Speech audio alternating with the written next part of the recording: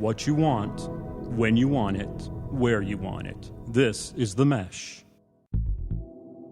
Leadership GPS. Insightful conversations about leadership and what it takes to be successful in today's rapidly changing organizations. Hello, I am Alan Jackson, and I am here with my business partner and father, Tony Jackson. Hi. Hey, how you doing, Alan? There you go. Perfect. And we are here for the first episode of Leadership GPS. And first off, Dad, I'm going to tell you a little bit of a challenge. I know how good you are with initials and coming up with words to represent acronyms and initials. Yes. Your job by the next episode is to figure out what GPS stands for other than Global Positioning System. And how it relates to leadership. So that's your challenge right there. Just throwing it out there, letting you know that's next episode. That's what I'm expecting. I've already got it. Oh, you do? Yes. Well, it's like going polar sometimes. Okay. All right. Well, let's put that on the deck, and we'll consider that for next time. So, maybe I need to work on that. Yeah, we'll get some other ones going. But this is Leadership GPS. This is an idea of a show for helping be a guide to leadership practices and ideas. That's really the way we're envisioning it. Yep. We are a father-son duo here. I'm Alan Jackson, president of the Jackson Group. Tony Jackson is the founder of the Jackson Group and also our chairman at the moment. Which is something we both never need to forget. No, absolutely. And keep reminding ourselves of the hierarchy there. I'm reminded of it every single day. And but we thought it would be a good opportunity for us to get together on a monthly basis and talk about leadership, talk about what's going on in the world of leadership, what are some things that people need to keep in mind when dealing with leadership positions, some of the ways leadership has changed over the years, a lot of things we want to get into over the course of this program. But I thought this first episode, it might be a good idea to go ahead and get some background and lay down the framework a little bit for the show as well. Sure. Our background in leadership and working with people on leadership styles and practices, we've got some different experiences there. Mine a lot less than yours, but I'd love to kind of share with everyone some of that background information about what brings us to the table, what gets us involved with leadership on a daily basis. And I thought, Dad, I'd turn it over to you first. Of course, I've heard these stories millions of times, but I'm sure the listeners would love to hear a little bit more. Your background in leadership, what got you involved in the idea of helping people be better leaders? Where did that get started? Where did that come from? And where are we going? Where have you brought that over the last 30 years? That's a lot to recall in a few minutes, 30-some years, but it's been that, actually. And, when you ask that question, and I've given it a little bit of thought, Alan, because when you say background in leadership, it can imply two things. First of all, I see myself right now as just being consumed with the idea of leadership, but leadership at a different level, and I'll probably talk about that later. But, background-wise, I was put into some positions in organizations I worked with where you were called a leader, but it was only because you held the title as manager or director, or executive director, whatever it might be. And that's a real fallacy about leadership that we'll discuss later on, I'm sure. But that started that interest in terms of what separates a leader from a manager or anybody else, and had grown from that point. But also in the sense of working in the leadership development field, when we started doing workshops, for example, with supervisors and managers years ago, they were called supervisor development, management development workshops, and not leader development or leadership development. That's been a radical change over the years, thank goodness, because it is a different skill set than what you find in management and other types of things. And that's been a growing interest of mine, not only for the readings that I've been doing and listening to other speakers talk about leadership, but also my formal background in training. Getting an MBA degree, my focus is on organizational development and organizational dynamics, which obviously centered a lot on leadership. But more of late, since we started a process that we work with clients called Drive Leadership, it has given me a whole new slant on the whole world of leadership from a broader perspective, but a much more refined perspective as well. And I hope we'll get a chance to talk about that. Absolutely. And I think that's exactly the kind of things we want to dig deeper into as the show goes on as well. When you started the Jackson Group, the company that we're obviously both in now, obviously, the company does a lot of work with surveys. We do some satisfaction and engagement work. We do some other consultative work. But the core idea of leadership, when you started the Jackson Group, what was your aspirations for the company and how it regards to leadership of organizations? What did you hope to accomplish from creating that company? Well, in terms of a service line, we wanted to work with teams of leaders and develop both individual leadership skills, but also leadership team skills. And I think we did a lot of work in that area and did it well. But again, we were coming from a different base of understanding about what leadership really was at that point in time. And that's evolved, that's matured over the years. When we started working with particularly healthcare organizations, it really took the form of training and consultation interactions, and not so much focused on developing the person as a leader and sharpening those skills as looking at some of the outcomes that came about because of the actions those leaders took in the organizations, and then rethinking them. Okay, that's kind of a roundabout way of getting at what you were asking. Where did I miss the boat on that, Alan? Well, no, you didn't. I'm curious when thinking about your personal desire when starting the Jackson Group for targeting managers and leaders and people in those positions. Was that based off of some of your own personal experience as far as where you felt like maybe you'd had experience with people in leadership positions that didn't really work? I mean, did that kind of help drive that a little bit? Didn't work is a gentle term. Okay. I would use pathetic, and dismal and aggravating. Yeah, I had some working relationships with people like that I would look back on right now and say, oh my gosh, you got to be kidding. Right. They were in leadership positions, not necessarily seen as a leader in the positive tone, but they were in leadership positions and therefore commanded that type of attention. Yeah. And some of them, Alan, quite honestly, were abysmal. Wow. I saw, quote, leaders, people trying to act like leaders who were commandeering of the attentions of their staff, right? Who were more direction givers than, influence leaders. They were people who, and quite honestly, and this is, you have to couch it in this. Some of them were entrepreneurs, and they come from a different ilk. Sure. And leader as an entrepreneur or entrepreneur as a leader is a totally different animal than leader in a stable or growing organization. Right. So that issue aside, some of the models that I had to work from, first of all, were negative models. Yeah. I remember one particular guy that I worked with, and it still stands in my mind, but he had a habit of just simply, when he wanted to communicate with other executives down the hallway, he would yell from his office. Right. And you had to show up at his door. And his technique was to put you on the spot. He would keep his office dark. He would sit in the back of his office behind his desk, leaning back in his chair, smoking a cigar. Glowing ember was about all you could see in the dark, but he made you stand in the hallway with a light behind you so that all he saw was a shadowy figure, and all you saw was a glowing ember. And then he would just absolutely ream you out. Really? Yeah. I mean, he would, and yell it so that everybody down the hallway could hear it. You hear those. Let me say first. No, sure. That did not motivate me. No, I can understand. Except it motivated me to get out of there. And the thing is, you hear these stories and you think, well, I could see that on a TV show or a movie, but to think that some people actually exhibited those kind of leadership styles in real life is incredible. In retrospect, it was comical. But at the moment, it was downright scary. Sure. And intimidating. And I was a newbie. I was still struggling to learn what's expected of me and how I play the role that I was in, and which was an HR director in an organization. And this was a multi-facility organization, so but that style of, quote, quasi-leadership permeated the whole organization. Yeah. The owners would fly down in a jet and invade our facilities once a month, romp and stomp, yell people, cuss them out, get them on board, threatened to fire on the spot, all those types of things. I know one guy, the plant manager in that particular organization, was fired 4 times just in the time that I was there. He was fired 4 times? Well, he was fired verbally by this person, but then like the next day I said, okay, what's around the corner? Where are we going? And everything was forgotten. Just so it was a style. It was just to get that action out the door there. Yeah. So, right. But then there are other more subtle, but just as negative and disappointing styles of leadership.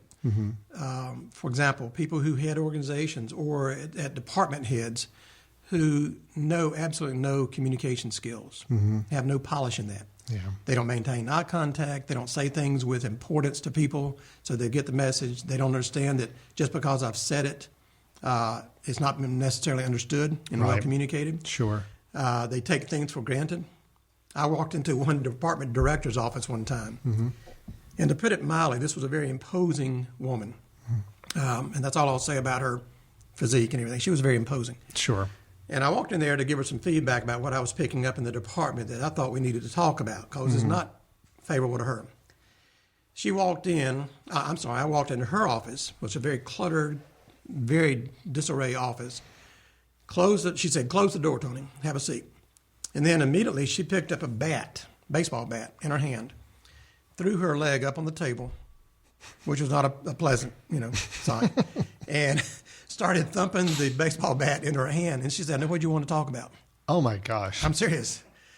Wow. She's the one that humorously, but nonetheless very pointedly, on the back of her office door had a big yellow poster up there, huge yellow poster, and nothing on it except a little inside white square, probably 1 inch by 1 inch, and then written with an arrow drawing down to that in the yellow part, but down to the white block, it says, write your complaints here. Oh, my God. The whole message was, don't bring me any stuff Right. that I don't want to hear. So is it these, as you're going through those situations early in your career, and you look at that, are you thinking in the back of your head, okay, I know that this is not the way leadership's supposed to be, and I can help people get better with this, and I can be a better leader than any of these people. Is that going on in your head the whole time? Is that? Well, I didn't say I could be a better leader than any of these people. I did start thinking there's got to be a better way. Okay. And maybe I can be instrumental in helping point that way a little bit. But it's also give rise to the fact that what we always viewed, it used to be back in those days, when I would ask people in a group setting, a training session, tell me about a leader that you have some knowledge of. I was hoping they would come up with somebody they worked directly under sometime in the past, or that, somebody that had a company that they worked for and that type of thing, and could give me specific things they did that identified them as leader. Most people, when I said, name a leader for me, what pops in your mind when I say leader or leadership? Unfortunately, they would give me historical figures. FDR, John F. Kennedy, Abraham Lincoln, usually presidents. Sure. Once in a while, military figures. Right. All right. Thank goodness one of them was Stonewall Jackson, which I take personal pride in. Great. And as we all Jacksons do. But other people that were military-like in some of their behaviors that led in the traditional sense. Get behind me, I'm going this way. Sure. But that thank goodness has begun to change. And also how I pose it to people in a workshop sometimes is say, give me the names or give me descriptions of people you've worked directly under that you can honestly say you would call a leader. Not just manager, but leader. Right. And then prove it to me. Yeah. And that's, again, a part of that whole transition, but not only for me, but hopefully for the people we work with sometimes. Sure. This episode is brought to you by Drive Leadership, a leadership development and consulting service of the Jackson Group. Drive Leadership is a comprehensive process for preparing current and future leaders for active, results-oriented roles in rapidly changing organizations through the use of leader assessments, skills development sessions, individual or team coaching, and online reinforcement. To learn more about the Drive Leadership concept, visit its website at www.driveleadership.com. Thinking about it from my perspective, I obviously have a whole different story when it comes to leadership in that I didn't work anywhere else, I guess, unless you count the yogurt stores I worked in high school. Well, for brief periods of time, I seem to remember. Right. But really, my career started here with the company, and just now I'm in a leadership position, and it's something I've had to grow with. I don't have many other outside examples to compare against, except for examples that either you bring to the table and tell me about, or friends and family share with me. Yeah. So I'm evolving and having to grow with this as it happens. But we're also experiencing leadership over couple generations here too. Some things have evolved and changed, and that's another thing I hope this show we can get into as well, is talk about where have things changed. We're moving to a business model that is a lot more with online technology, and communication has changed dramatically. The vehicles for communication and opportunities.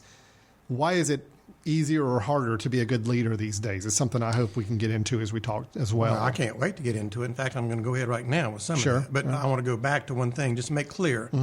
When you said this is the only real place you've worked over the time, that means that you only had one visible model of leadership. That's that right. Correct? That is. Namely, you. Thank you. Yeah, exactly. And your feelings about that are? No, be the consultant. Tell me more.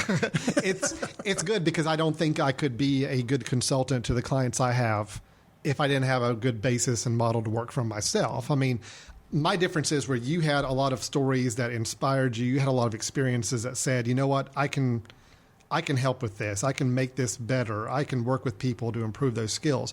My experience has been I've been surrounded by very strong, positive leadership models. My role is now I'm helping share that experience with others as well. Okay, that's what I wanted you to say. Yeah. Okay. You're right. Did I hit that on the nail? Yeah. Okay. Good. Great. Follow the script, Alan. Good. All right. Now, you made a point, and we'll explore it later on, as you said, when we have more time, but there is a big difference between guiding processes, technology-driven organization, methodologies in an organization, and guiding people. Yes. Well, keep this in mind all the time. Leadership is always person-focused, Okay. people-focused. You do not lead processes. You do not lead initiatives. Even those people say, well, you're at the front of it. Sure. But what do you really got behind you? It's people. People. Not Right. paper, not technology. You don't lead True. technology. And that's, I think, a lot. I think there's a lot of leaders, contemporary leaders out there today with a lot of these firms that they lose sight of that, I'm sure. It's all about, well, let's build the best technology. Let's build the best product. And yes, that's important. But you're right. You have to be leading the people to make those things happen. And I don't know if everybody quite catches on to that all the time. Well, they don't. They confuse good management with good leadership, and they're Right. two different animals. Okay. And you can have a great manager of processes and methodologies and technology and growth of a company and be a lousy leader. People resent working around the person. They have to because they may not have a choice or whatever. But they wouldn't confuse the two in terms of being a leader and a good manager. There's others that, like I said, entrepreneurs are totally different ilk, and you're an entrepreneur. And you know, we've all shared that role here in our companies. And over the years, we built 4 companies that are born by entrepreneurism. Right. And quite honestly, just like one person I'm coaching right now who was brought into an organization, not as an entrepreneur, but as a turnaround manager. Okay. And that person, the board said, we want you to switch this place to a higher performance, higher productivity, whatever. Make the change you need to make. Well, you don't do turnaround situations always in the most leader-like fashion. Right. You have to have control. You have to set the direction. You have to mandate the direction. You have to pull the right strings. You have to push people in a certain direction rather than just tugging and nudging and urging people. And now what's happened, though, this person's in a different role. The organization is settled. He's turned around, done magnificent things, financially improved. A lot of the numbers look good, but they're just numbers. Yeah. You know what's happening now? Now the staff around him, support staff, and the others that need firm leadership to move us forward, to impel us forward, to urge us to get better, and to be a cheerleader, if you would, from time to time. Sure. He's not nature to be that way. His nature was to be directive, controlling, and turning things around. Okay. He's done his part. So he doesn't fit that organization's needs for leadership now, unless he changes his behaviors, Sure. which he can do. Right. And I'm seeing that a lot of times. I mean, sometimes we're not allowed to lead, nor we're expected to lead.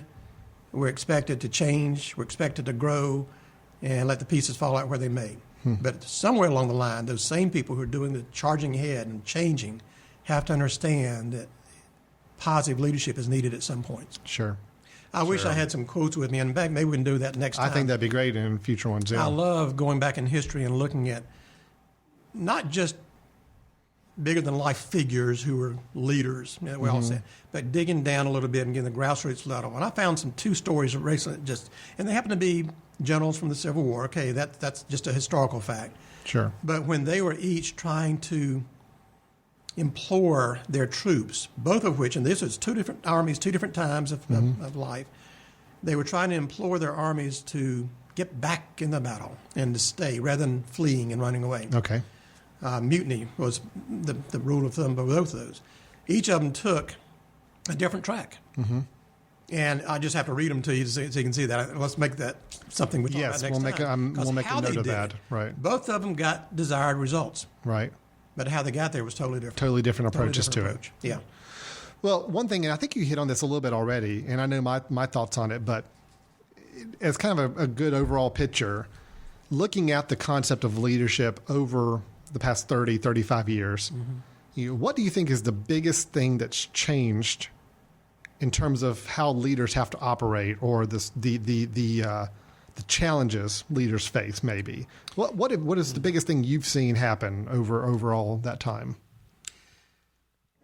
Well, let me start with the latter part about challenge. And that's an interesting question. I hadn't really given that a whole lot of thought, but my initial reaction is the biggest challenge for a leader to lead well today is themselves. Mm-hmm.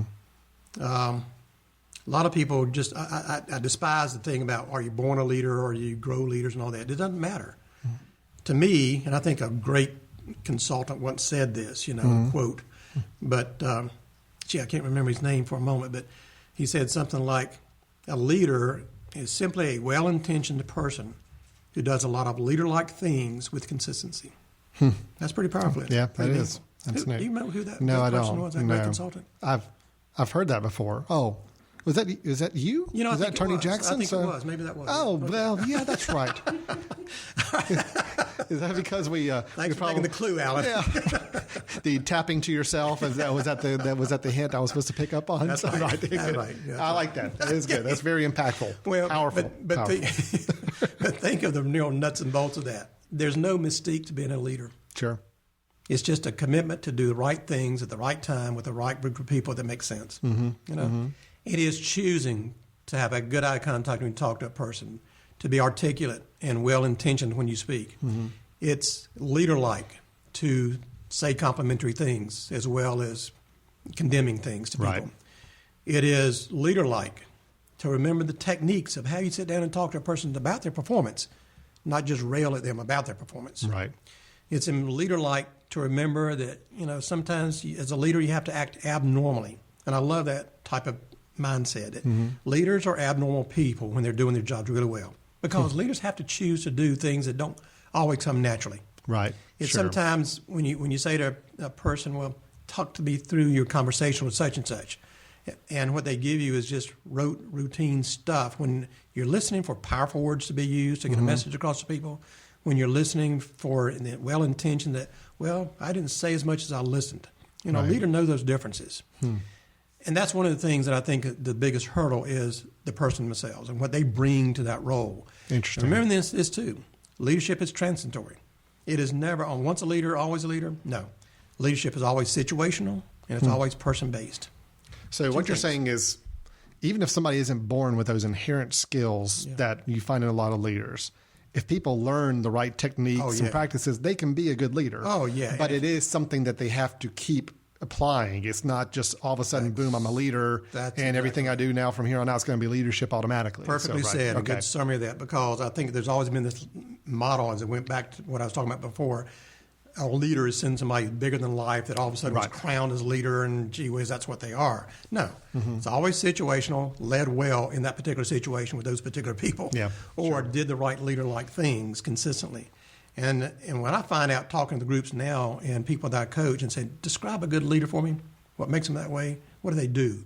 They will tell me those behavioral things. Right. It's not this like, I don't know, there's this aura around them. Sure. It's not that way. Well, even when you were giving the examples earlier of even bad leadership styles, it's actions, it's specific example things that and let's not forget, those bad examples were actually leading people in a certain direction. It was just an unpopular and negative direction. So it's still leadership, just not good leadership, not positive. Right. That's a good thing. Good leadership is unique. Well, the biggest thing for me, and of course I don't have the 30 years of experience of working with organizations as much, but the biggest thing I've seen happen over the last several years that I'm really curious about, maybe we'll get into in a future episode and talk more specifically about, is the idea of leadership, the visibility, the connection points that leaders have with their coworkers. I've seen change where I've seen the great leaders be the ones that are willing to be down in the trenches with their team, getting away from the idea of you have the marble hallway where the executive team is, and then you've got everybody else over here on the other side. Some of these great organizations now, and of course a lot of them are more innovative, tech-driven companies these days that are growing really rapidly. The leaders are the ones down there, sharing a cubicle the same size as the rest of their team around them, because they see the value in saying, I need to be here in the nitty-gritty of it. I need to know what's going on around me. I want to be perceived that way. Well, that's true from two perspectives that you're bringing. First of all, you are the younger generation, and the younger generation needs and envisions leadership differently. Yes. They want the shoulder to shoulder in the trenches with me, the cubicle, the desk next to mine that is showing the way, but helping us get there as well. That's right. The old model is separation. Yep. The ivory tower. Well, it's time for another story, okay? Okay, sure. Once working with an organization in Florida. This was years ago. In that organization, I used to go just walk the hallways and talk to staff before I was known there for whatever I was doing at the time. And I was also working with the leadership team. In fact, I would even reluctantly now call them a leadership team. They weren't leaders and they weren't a team. They were a group of hard-nosed managers in that organization. Well, as a result, I think of those lack of leadership style and doing those right things, shoulder to shoulder, walking the hallways. We used to call it management by walking around, MBWA. That used to be the thing to do, management by walking around. It should be leadership by walking, MBWA. What am I saying now? Leadership by walking around. I'm starting to rethink my challenge about having you with the acronyms and the letters. So, Yeah, well, if I could pronounce that, I'd become better. Anyway, but these guys never did that. And, as a result, when I would talk to people about tell me your views of senior leadership, a couple of people would use the term, said, oh, you mean the people in the Hall of the Gods? Oh, boy. Hall of the Gods. Wow. And we'd laugh about it. I said, what do you mean? And they said, well, we never see them. They're just kind of up there, Yep, that's right. And nobody trounced down that hallway, and it was a hallway, and those guys never came out to mingle with the troops if you wanted to. Right? Sure. Even history tells us the most respected leaders by the people they were chosen, or that they chose to lead, were the people who mingled, who were accessible, who were visible, and not from an official sort of way. It just galls me every time now when I talk to supposedly leaders talk to me about your visibility and how you mix with people.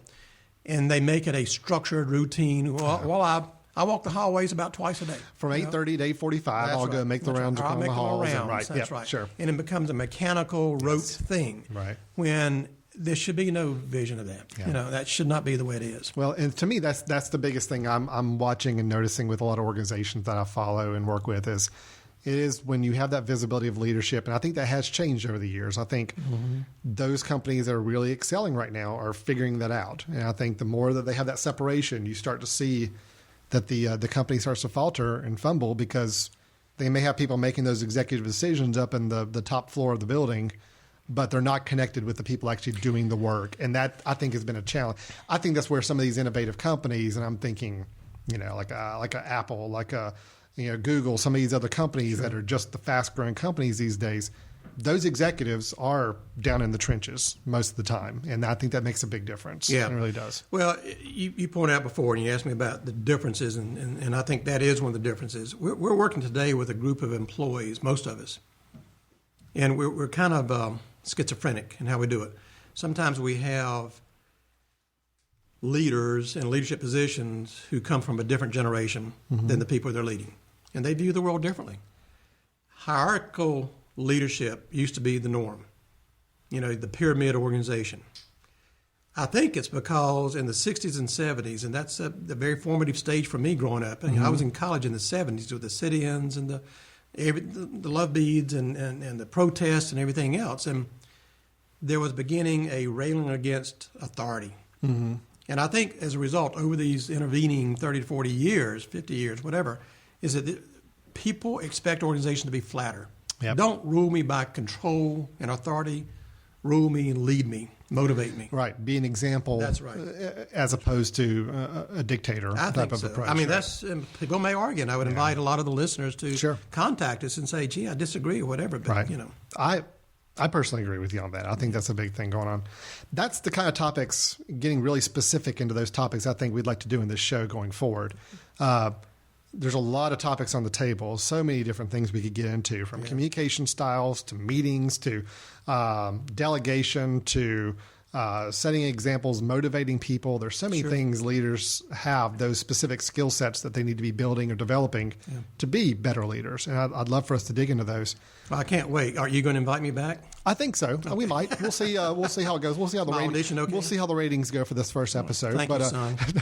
I also think too. Let's bring some stories to the table from either historical figures or examples we're hearing about, even today's examples of leaders who are doing it right. Yeah, and that's what I think that would be a lot of fun to do, whether it's back from the Civil War or it could be something happening right now these days. Doing it right today, back from the Civil War? Well, yeah, right. Either way, we can cover both spectrums there. I think time is no issue. So we'll look at some good examples, look at some historical figures, and we may even bring in some guests from time to time, people we know that either are in leadership positions or have some interesting takes on leadership. That may be something we do from time to time as well. You know what I'm anxious to have people to do these days is to spot leadership and notice leadership right around them. Mm-hmm. Line of sight leadership rather than historical people or bigger than life figures or national figures. Sure. You know, we know them, but that's what we've been told about these people. We've been told the upper crust of this is the way they were. But what happens around us every day is where we can spot true leadership taking place, even in little spurts. Oh, that'd be great, yeah. And I can think of a number of people right now, the supervisory level in organizations, department director level, CEO level, VP level, board levels, entrepreneurs, all those types of examples that are here now, next door to us, line of sight people. Great. That sounds good. I think we've got a good model for a show here. There again, Leadership GPS. We're looking to help guide our listeners on some leadership practices and ideas and models. And there again, be thinking about GPS, Dad, and come up with some good I've ideas. Done it again. Okay, well, let's hear it. It's like going places sometime. Going. Or we can say going places soon. All right. Soon is a little more optimistic than the sometimes. So that's a little vague sometimes. But no, good. Now we'll keep coming up with some ideas for that. But we do see this as a good way to help guide people, help get people on the right track. And whether you're already in a leadership position and just looking to refine those skills, or you are not currently in a leadership position but trying to figure out what skill sets that you need to be focusing on to get there. How about growing people superbly? There, okay. Now that's working. That's working for me. I'm going to write that one give me down. Some time, and usually I have to growing have a little bit. People superbly. Yeah, good. Okay, we may have a couple winners there. So okay. Great. Well, we will get together again next episode, and we'll focus in on a little bit more one of these specific topics and dig into that. And if you have any thoughts or ideas, talking to you as listeners about the show, suggestions, questions, you can contact us through the Mesh website. The email address is available there in a contact form on the website. Let us know what you think of the topics we're covering. Let us know if you have any questions or ideas. We'd love to hear some feedback from everybody about what we're doing. And maybe even in the future we get some questions and we might be able to address some of those questions right here on the show as well. Just great. And if anybody even wanted to email you or I on these things, with questions, people that we work with anyway, sure. Happy to respond to that. Absolutely. This will be a lot of fun. I'm looking forward to it. So, Dad, we'll see you next month. Thank you, son. All right, great, wonderful. For Leadership GPS, this is Alan and Tony Jackson signing off, and we'll see you next time.